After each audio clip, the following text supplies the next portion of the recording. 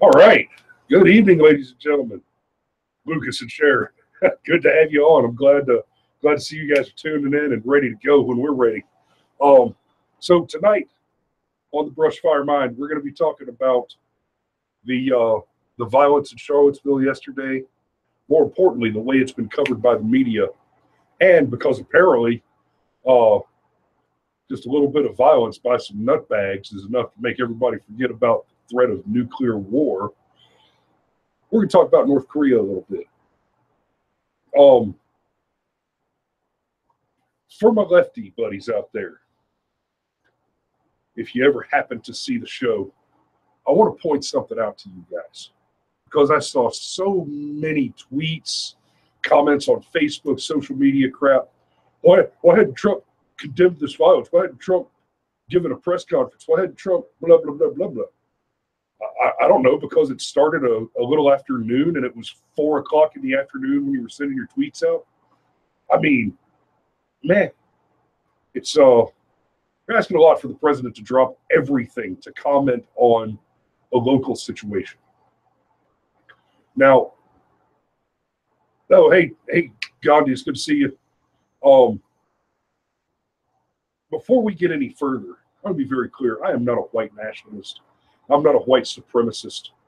I view ethno-supremacists as just, I mean, the concept of it amuses me. I am a personal supremacist. If you want to tell me that you are better than other people, show me.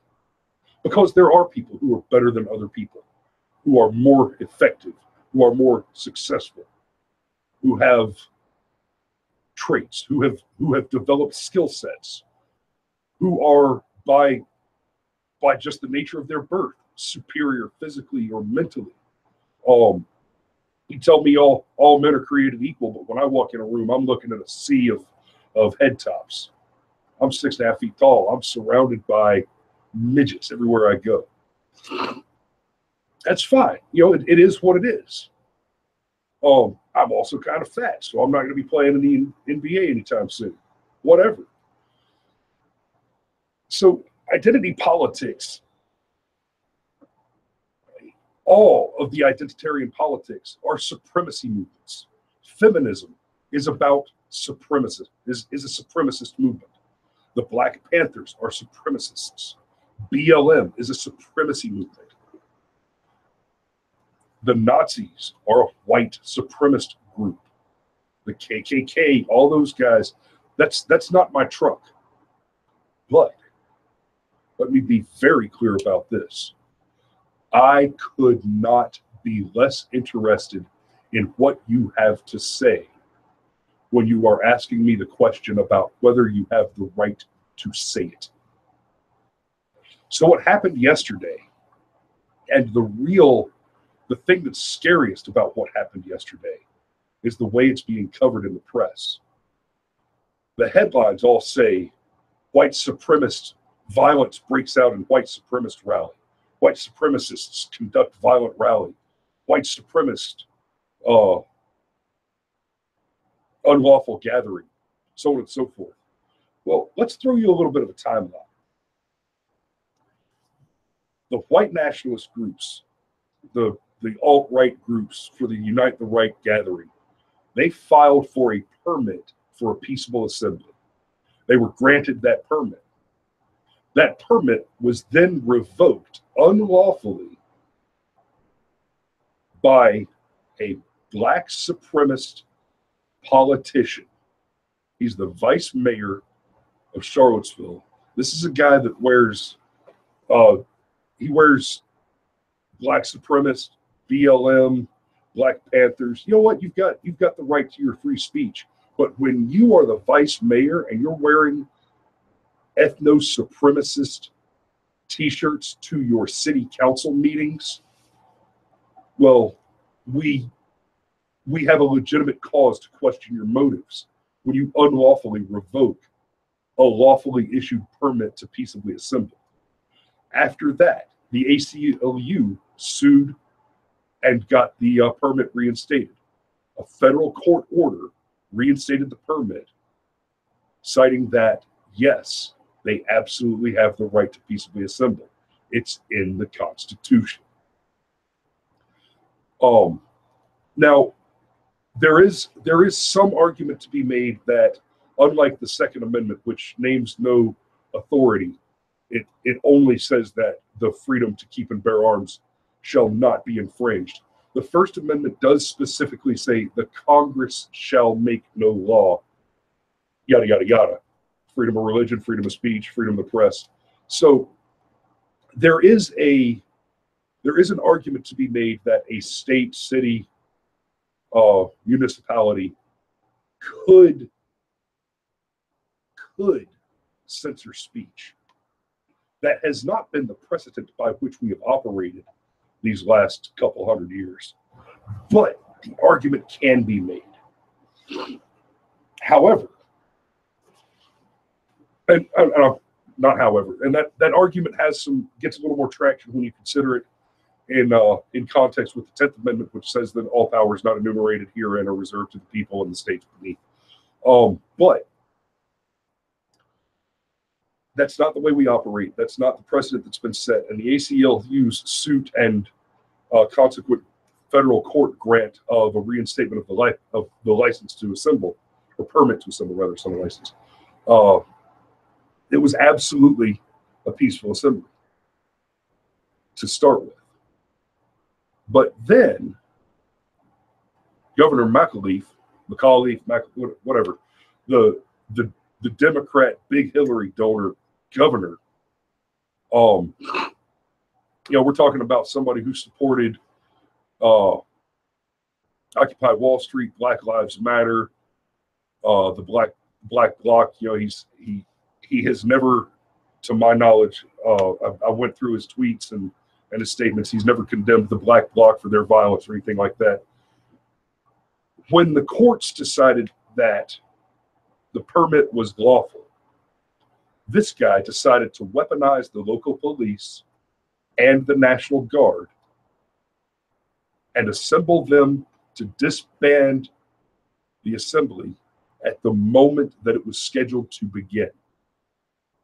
The assembly was scheduled to begin at noon. The newspaper headlines say police and National Guard deployed in response to white nationalist protest violence. Oh, you'll have to forgive me. My voice is going on me. I apologize.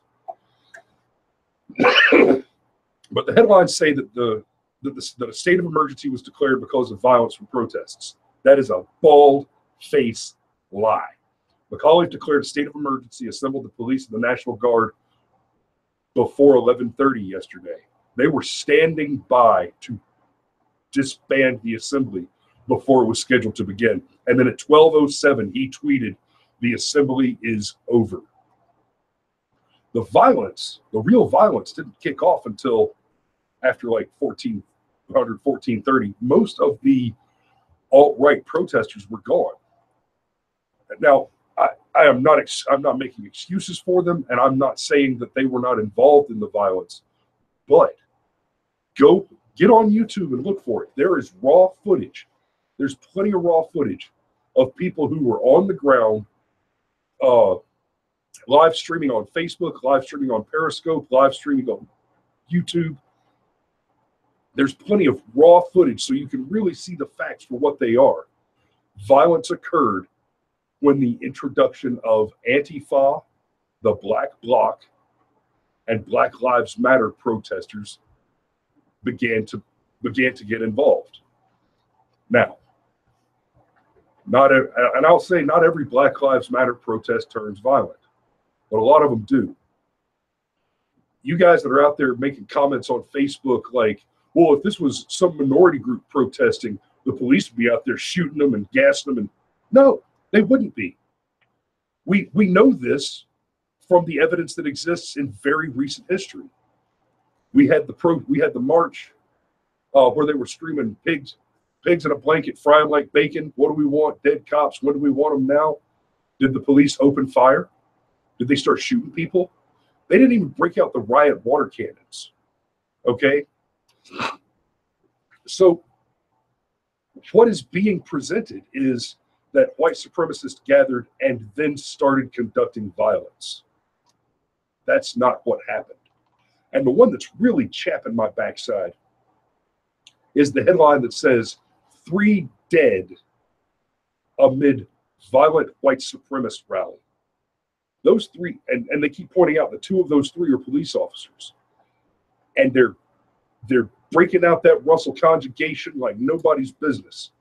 Because the truth of the matter with the police officers, there were 2 police officers who died in a helicopter crash nearby. Now, is it that they were they up in that helicopter conducting surveillance? Somehow as part of the mission involved with the whole protest? Probably. I would go so far as to assume that. I would say that's a safe bet. That's why they were up there. But unless you're trying to tell me that some Nazi broke loose with an RPG-7 or an AT-4 or something and shot that helicopter down, or some other way caused that crash to happen. What happened is a helicopter happened to crash near the protest, I'll call it riots. Anytime the Antifa get involved, I'm happy to call it a riot, because these are people that throw rocks, throw fire bombs, and bear mace people. Baked Alaska got bear maced, and he's pretty busted up over that. And bear mace is no joke. I mean, you might as well be an acid attack. So let me hit that. Let me hit get that in there real quick. Get in. Save my poor dying voice. For anyone who's talking about if it weren't for the protests, there would not have been a police helicopter involved. Yes, cause and effect.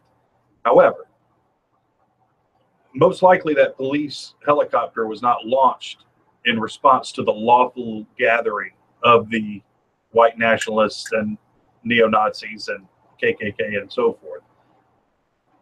They were probably in the air as a result of the unlawful gathering of counter-protesters who arrived. Now, if the counter-protesters weren't there, accomplishing absolutely nothing, by the way, I don't know what they hoped to accomplish. If the counter-protesters weren't there, the riots would not have started in the first place. If counter-protesters weren't there, there wouldn't have been anyone to hit in a Dodge Challenger. I'm not faulting these people and saying anyone deserved to be injured or hit by one single madman. I'm just saying, if you want to go with the cause and effect, you got to take that all the way back to, well, if Robert E. Lee hadn't been ahead of the Army of Northern Virginia in 1861, I mean, it doesn't hold up. And for all of you on Facebook and Twitter that are crying about how this guy in a car that plowed down some people, look, this is terrorism. They're all terrorists. All white people are terrorists. You know what? If that's your argument, then all Black Lives Matter activists are the Dallas Sniper. You don't get to say he's not one of us and then say he is one of you. Right. All Muslims are involved in ISIS. Right. All Muslims believe in the institution of Sharia law. You can't pick and choose. That argument is only convenient for anyone at any given time, and they cannot do it without being hypocritical. The argument cannot be made without hypocrisy, without blatant, purposeful ignorance. Yep.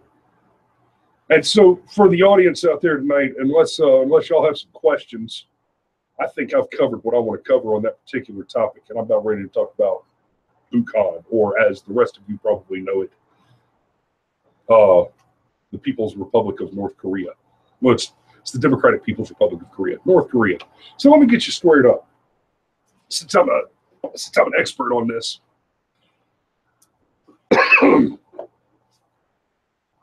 Imagine that God himself, or Jesus Christ, if you're Christians, let's just go ahead and pretend everybody watching is a Christian because it makes the analogy easier. Imagine that you believe 100% that Jesus Christ is the Son of God and the embodiment, and he comes down and he explains to you that everywhere in the world is terrible. This place is the best place there is. This little bit of food that you get because the government gives it to you is all you get.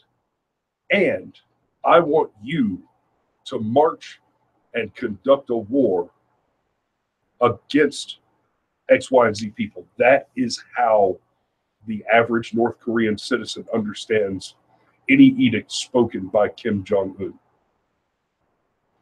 So you had Kim Il-sung, who, although a communist, wasn't nearly as bad as Kim Jong-il, who, as much as it surprises me to say this, may have been slightly less insane than Kim Jong-un. It appears that the Kim line is suffering from congenital intellectual deterioration. Jong-un is batshit nuts. Now, this guy is hell-bent on launching nuclear weapons. I keep asking myself, and I've been asked by several people, what's his end game? What's he trying to secure? The only thing I can think is the boy must have read the Mouse That Roared about the tiny little island that got a nuclear weapon, and under the assumption that if it declared war on the United States, got wiped out by the U.S., that it would then get rebuilt by the U.S., and it would be a wealthy and prosperous nation, the way Japan is in much better shape after we nuked it and rebuilt it. Look at South Korea. South Korea was a mess. Korean War happened. We spent a boatload of money rebuilding it, modernizing it. Now South Korea is drastically modernized above and beyond the standards to which we are accustomed to here in the United States. It's embarrassing. One of Trump's campaign, excuse me, one of Trump's campaign talking points that he actually got criticized for a lot is he said that our public transportation and our airports in America look like those of a third world country compared to, he talked about Hong Kong and Shanghai. I don't think he mentioned South Korea in those conversations, but he talked about some of your larger Chinese and Japanese cities. And he got, Donald Trump thinks we're a third world country because of Obama. That's not what he said. He said that, hey, maybe we should stop wasting a bunch of money on welfare programs for shitbags and criminal aliens and start spending it on American infrastructure. So North Korea, Trump's gotten some flack lately for making some big, bold claims. You will know fire and fury like the world has never seen. Oh, nobody's ever talked like that before. Bullshit. Bullshit. We've had plenty of presidents before say that you, and in fact, use almost the same language. Was it I'm forgetting my quotes now, but it has come up. Democrats and Republicans alike. Well, especially Democrats. Until George W. until W. The Democrat Party has always been the war party. The history of wars in which the United States has been involved, they have been instigated by the Democrats, and then a few of them have been wrapped up by Republicans. But until W, war was almost exclusively the province of the left. They are the war party. I shit you not. Go to college as a freshman and take poli-sci 101, and at some point, unless your professor is just a complete lefty troll, which is probable, he will ask the question, which party's the war party? And he'll ask it like that because he knows for damn sure that you bunch of brainwashed little shitheads that just got out of high school you're immediately going to say, oh, it's the Republicans. The Republicans are the war party. They're war mongers. Oh, yeah? How about Hillary? We came, we saw, he died. Ha, ha, ha, ha, ha, ha. Oh, really? Benghazi? How about Vietnam, Korea? I mean, come on, guys. Democrats. The argument that Republicans tend to bolster the military and spend more money on the military is not related to going to war. Right. It's related to national security. It's related to protection.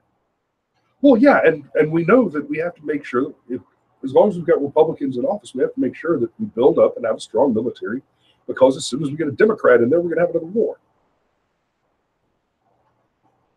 I mean, look at the world today.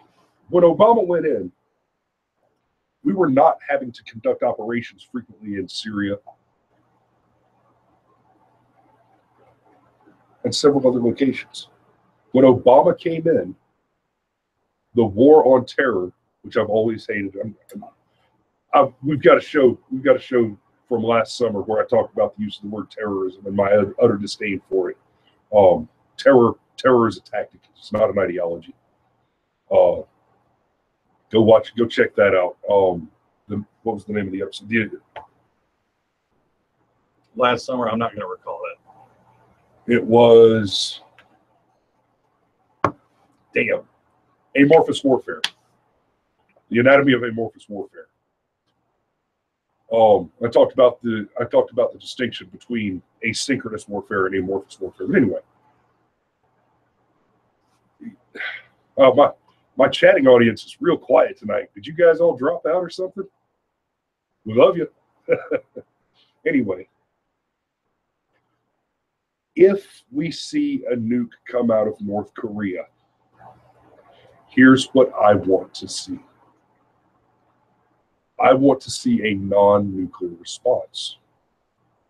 Because the beauty of a non-nuclear response by America, who has MOABs, the beauty of a non-nuclear response is that we can then occupy the territory. You see, the entire peninsula of Korea, that's North and South combined, the entire peninsula of Korea is about the size of the state of Mississippi here in the U.S. A nuke, if we were to drop a nuclear weapon on North Korea, that's over. That peninsula is over.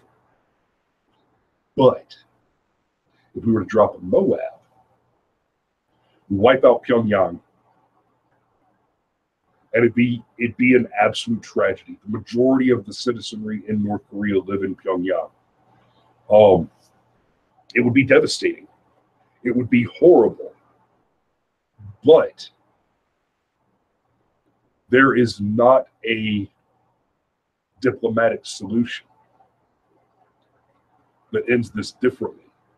And we know that because we've seen what happened when old Slick Willie, Bill Clinton, made a deal with a member of the Kim dynasty, Kim Jong-il,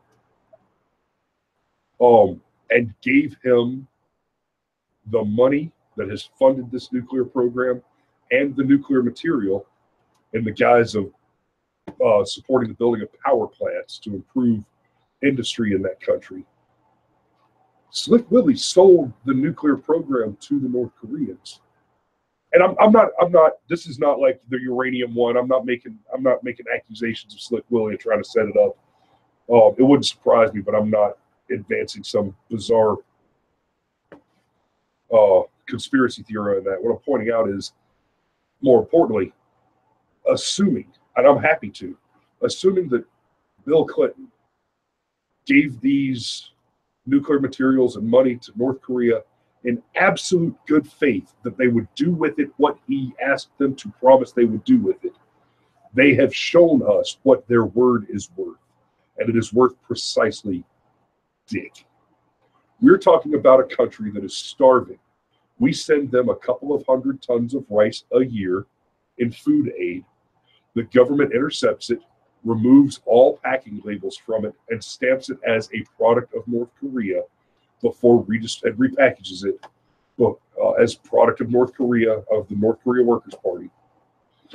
Well, the Imin Jujui Chunche Dongmin Chosun Hua, People's Democratic, yeah.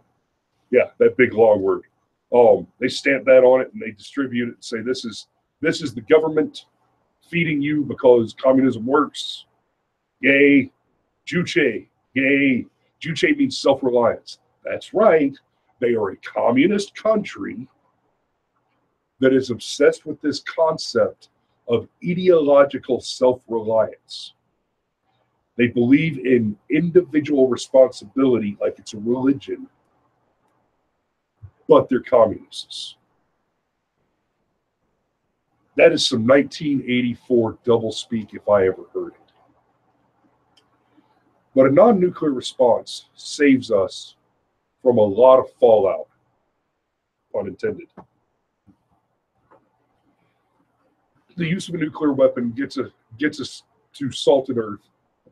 We can't make use of the territory that we've taken at that point, which means that we cannot use the end result to unify Korea, to allow South Korean government to move in and implement in the industry that they have been successful with and elevate these people out of poverty. So if we are faced with a nuclear weapon from North Korea, the correct response is non-nuclear, but decisive, devastating, and absolutely affirmative. You bomb the shit out of them. Now, we do have a very big problem. If war occurs, if war begins with, no, let me rephrase that. This is something people forget. It's not treaty day. It's not surrender day. It's not we finished it day. It's armistice day. It's ceasefire day. The reason the 38th parallel, the demilitarized zone, is patrolled and guarded on both sides by its respective nations and allies. In North Korea, the North Korean army patrols the demilitarized zone, and from South Korea, the U.S. and the Koreans patrol the demilitarized zone. And there's a great big swath along the 38th parallel that cuts the peninsula in half. They're so serious about that. This is so serious. We are still at war with North Korea. We have been at war. The Korean War never ended. It's on pause. It is on pause. This statement is so significant. When delegations from the North and the South meet with one another, there is a room on the 38th parallel that has a big table in the middle of it, and there's a big line drawn through the center of the room. The building is built so that it straddles the 38th parallel, and there's a big line across the room that goes across the table. So there is no doubt in your mind when you enter that room which side of the room you need to stay on. And technically, stepping over that line can be considered an act of war. That is the situation now. That's before all the nuclear posturing.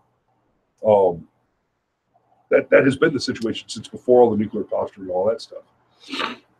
So if we see the Bukhans, the North Koreans, if we see the North Koreans launch a nuclear weapon, and that's the end of the armistice. And if that occurs, North Korea, the public numbers I think are 8 minutes, near 80% casualty rate from Seoul to the 38th parallel. There's just not going to be much of anything left. That's scary shit. So now they still don't have a nuke capable of reaching the United States mainland. We don't believe that they have a missile capable of carrying a nuclear warhead to the U.S. mainland. Right. But there is suspicion that development is upon us. Hey guys, I'm sorry. I'm gonna have to call this pretty soon. I know we're only a half hour in. We usually do a 1 hour show, but I'm my throat is about to give out on me. Jade, you got anything else? No, other than speculation, I don't have a which for tonight. I don't either. Other than just the speculation, which we're going to have plenty of shows about, because this thing is going to be building for a long time. This is not one of those things that's going to be, Wednesday of this week, Trump pushes a button and that's the end of it. This is going to be developing. It's heating up. It's been heating up. It's been warm for 65 years. Yep. So yeah, we're gonna delve deeper into this. We may have some shows that run over an hour. And we may get a bit into the history, give you guys a little bit of a history lesson on North Korea, because this is something that the mainstream media is not talking about. They only talk about the here and now in any way that they can indict Trump as being a warmonger. Right. And they're not looking at the history with their precious John F. Kennedy involved and Lyndon Johnson, and there's we're going to get into that, and this thing is going to be going on for a while, folks. Oh, before we call it a night, I want to jump back on the protests real quick, because I don't think I mentioned this. Another thing's really, really, really aggravating me about the headlines that I'm seeing is all the reports mention counter protesters. They keep saying counter protesters this, counter protesters that. They're happy to say white nationalists, white supremacists, Nazi, KKK. But then where you've got Black Panthers, BLM, Black Bloc, and just real quick for anybody who's not tracking on this, Black Bloc is not black as an African American. It's the color black, the hard color black, like a thing is black, and the bloc. So the largest Black Bloc was in Germany at the G20 a couple weeks ago, where they actually brought a gigantic inflatable black cube and used it to block traffic. That's what the Black Bloc is. They dress all in black. They wear black masks. The Black Bloc, I'm not accusing them of being a black supremacist group. They're not. The Black Bloc is not associated with identity politics. They're just anarchist terrorists. They are anarcho-terrorists. And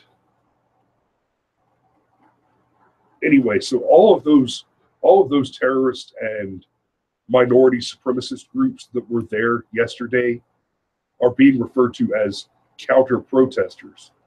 And it's not just like they're using that word to group them together. The language that they're using around counter protesters, like anti-hate counter protesters, bullshit. They're using that. It's just more Russell conjugation to insidiously interpolate false emotional attachment to twisted reporting.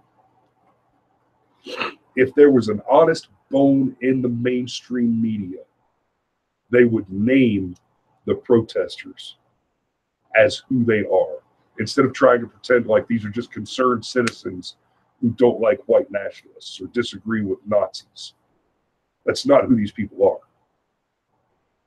The people who disagree with white nationalists, white supremacists, and Nazis are sitting in their chairs at home. I don't go out to protests. Especially now that you're just about guaranteed, if you go to a protest of any kind, then left-wing extremists like the Black Bloc, BLM, so on and so forth, they're going to show up and they're bringing fire and rocks and bear mace. Oh, and bike locks. There was that Berkeley professor that hit a guy in the head with a bike lock.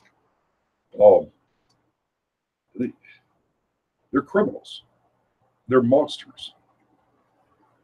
And that needs to be emphasized, and that needs to be, it cannot be ignored. So until next week, I want you guys to go and check out our merch store. I've got 4 designs up there so far.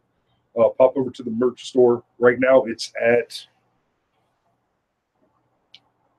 designbyhumans.com/Brushfire Mind, or just go to Design by Humans and search for Brushfire Mind and get yourself a coffee cup or a t-shirt with "The Enemy is Filled with Chewy Nougats" logo on it. Or the Truth Should Matter skull. Those are both there. And until next week, we love you. We need you. Get your friends to watch. Tell people about us. If you haven't subscribed already, make sure you do that. Hit the button down there. Hit the bell notification so you get it when we pop up. Share on social media. Share on social media. Follow us on Twitter. And until next week, if you build a man a fire, we'll keep him warm for the evening. But if you set a man on fire, he'll be warm for the rest of his life. Good night.